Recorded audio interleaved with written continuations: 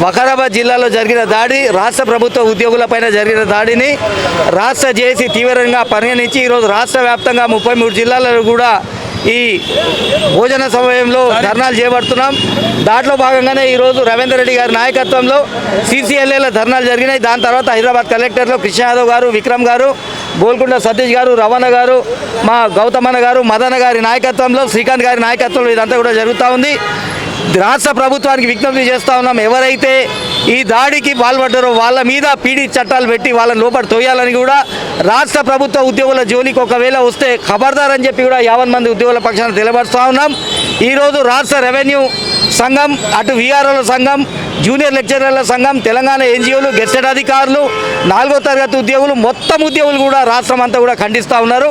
మరి VROల వ్యవస్థ మళ్ళీ ఒకసారి రాష్ట్రంలో VROల వ్యవస్థ ఉండాలని చెప్పి కూడా ఈరోజు జేఏసీ పక్షాన మరి అగ్రనాయకత్వానికి విజ్ఞప్తి చేసుకోవడం జరిగింది.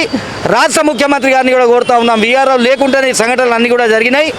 రెవెన్యూ ఉద్యోగులు మరి ముఖ్యంగా అధైర్యపడవద్దు. రవీందర్ రెడ్డి అన్న గారి నాయకత్వంలో మీ అందరికీ కూడా, గౌతమ్ గారి, మదన్న గారి నాయకత్వంలో న్యాయం జరుగుతుందని, గోల్కొండ సతీష్ గారు, మిగతా రెవెన్యూ సంఘాలు, చంద్రమోహన్ అన్న గారు, మా సీనియర్ పెద్దలు, గెస్టెడ్ అధికారులు, జగదీష్ అన్న గారు, మా రాష్ట్ర జేఏసీ చైర్మన్ కృష్ణ యాదవ్ గారు, అందరూ కూడా మీ ఎమ్మడి ఉంటాం.